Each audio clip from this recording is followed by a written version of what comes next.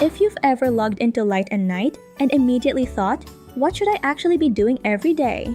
You're definitely not alone. There are so many menus, shops, activities, and little things to check that it's surprisingly easy to miss rewards or forget something important. So, let me walk you through my daily routine and a few easy things that are worth checking before you log off each day. Let's start with one of the easiest ways to earn affection every day.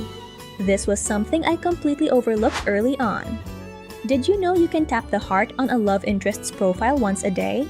That's 30 affection points you can claim daily. To find it, open your phone, go to Contacts, select the character, tap Moments, and then tap the heart.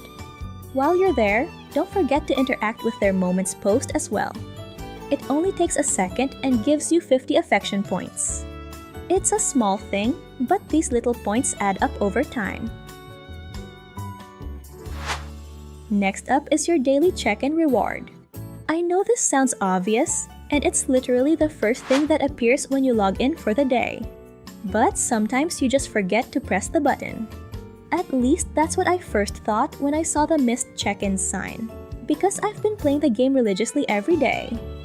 Then I later found out that it could be the game's way of telling you that since it was released in the middle of June, you won't be able to complete the monthly check-in, and that you get one free re-sign each month, which is especially useful if you did miss one.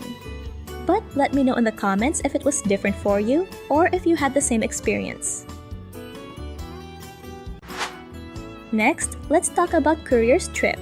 This is another way to get bonds, but unlike Courier's Garden, you'll need to wait for the trip to finish. Standard tickets take about 2 hours, while VIP tickets take around 8 hours. That's why I like starting these as early as possible in the day. One small tip that's helped me is choosing locations tied to the love interest I already have the most bonds for. The goal is to increase your chances of getting duplicates, which can be surprisingly valuable later on. If you're not sure which locations belong to which love interests, here's a quick reference. Next are encounters. Resources are one of the biggest bottlenecks in Light and Night, so these are worth paying attention to. Each material type is limited by daily attempts, not just stamina, which means every missed attempt is a missed opportunity to gather resources. Personally, I try to complete all available attempts each day whenever I can. But if that's not your preferred playstyle, that's completely okay too.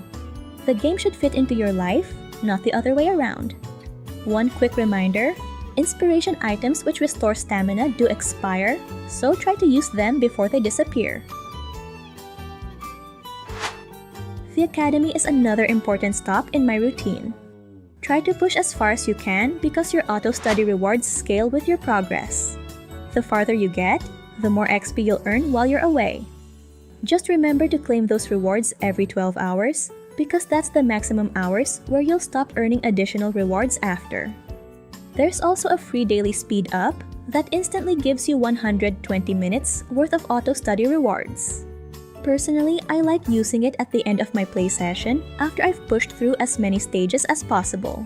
That way, I'm maximizing the rewards I receive. PS, don't forget to use these rewards for your growth. I like doing it gradually so I don't get overwhelmed by the number of items I need to synthesize and the number of practice I need to do to upgrade my craftsmanship. Next is hosting your exhibition. This feature lets you showcase your designs and share them with friends.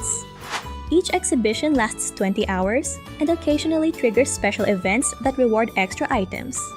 You can also visit your friends' exhibitions and recommend them. Doing so earns Radiant Coins, which can be spent in the gallery shop for useful resources. Speaking of shops, don't forget to stop by them each day.